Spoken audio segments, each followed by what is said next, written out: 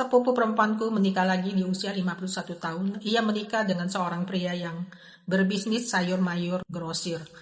Pria itu sangat menyayanginya. Makan, pakaian, kebutuhan sehari-hari, semuanya dicukupi. Namun anehnya, 5 tahun setelah menikah, sepupuku justru menyesal luar biasa. Ia berkali-kali berkata, aku sebenarnya rugi. Keputusan untuk menikah lagi sebenarnya lahir dari rasa kecewanya hati terhadap anak dan menantunya sendiri. 5 tahun lalu ketika sepupuku tiba-tiba mengatakan ingin menikah lagi, kami semua terkejut. Ia sudah menjanda 10 tahun. Selama itu, sekeras apapun kami membujuk, ia selalu menolak untuk menikah lagi.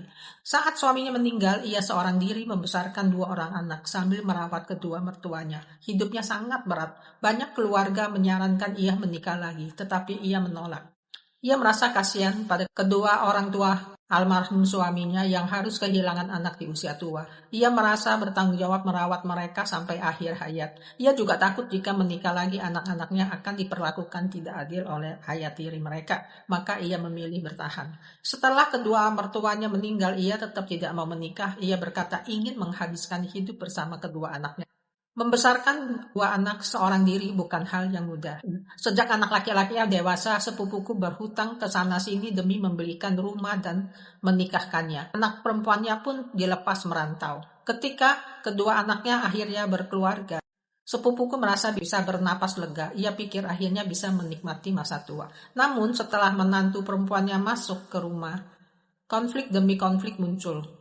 Mereka seperti tidak pernah cocok. Keluarga sering datang menengahi, tetapi situasi tidak membaik. Akhirnya ada yang berkata padanya, kalau menantu tidak bisa diandalkan, lebih baik kamu cari teman hidup saja. Setelah pertengkaran besar lainnya, ia membuat anak lelakinya terjepit di tengah. Sepupuku akhirnya memutuskan menikah lagi. Awal pernikahannya terlihat indah. Pria yang dikenalkan kepadanya 2 tahun lebih tua darinya. Ia duda, berpenampilan rapi, punya 1 putra dan 1 putri yang sudah menikah. Ia tinggal sendirian dan berbisnis sayur bersama anak-anaknya. Mereka cocok sejak awal. Tak lama kemudian pria itu melamar. Ia berkata terus terang, sejak istrinya meninggal, ia kewalahan menjalani usahanya sendirian. Sepupuku jujur mengatakan ia masih punya utang 30 juta rupiah. Ia ingin melunasinya dulu sebelum menikah. Pria itu berkata, itu bukan masalah, aku yang bayar. Dan benar, utang itu dilunasi olehnya. Hati sepupuku hangat. Ia merasa bertemu dengan orang yang tulus dan tepat. Mereka hanya mengundang keluarga dekat untuk makan bersama. Begitulah pernikahan mereka dimulai. Realitasnya, hari ketiga setelah menikah sepupuku sudah ikut ke pasar. Pagi hari berjualan grosir, siang beristirahat sebentar, sore kembali lagi menjual sisa dagangan.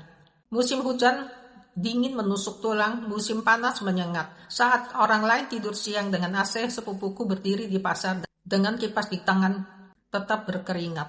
Anak gadisnya merasa iba, tetapi sepupuku berkata, aku ikhlas karena dia memperlakukan dengan baik.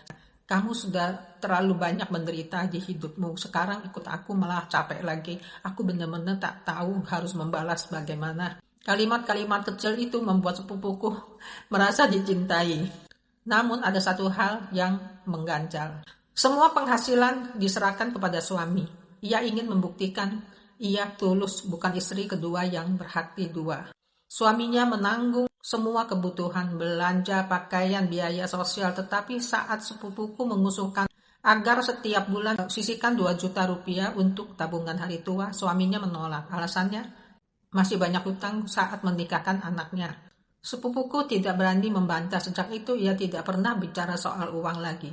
Puncaknya terjadi saat anak gadis sepupuku menikah lagi tapi nggak diberi uang hantaran. Saat itu sepupuku benar-benar hancur.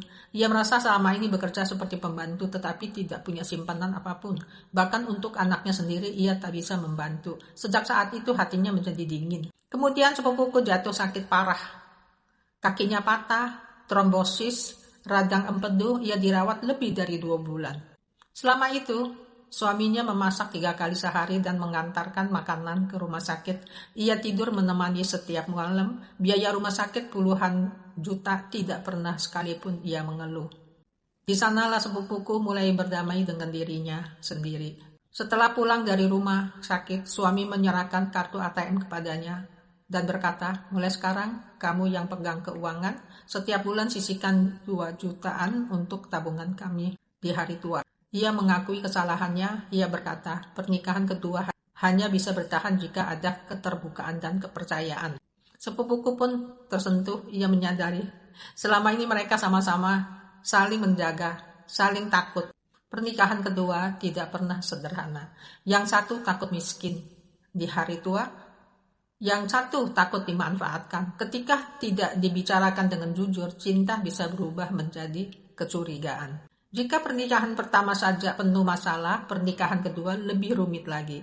Tanpa kesiapan mental, finansial, dan kejelasan soal anak, pernikahan kedua bisa menjadi luka kedua. Ada satu kalimat yang sangat benar. Pada akhirnya, menikah dengan siapapun, kita tetap hidup dengan diri kita sendiri. Saya, Monica Su.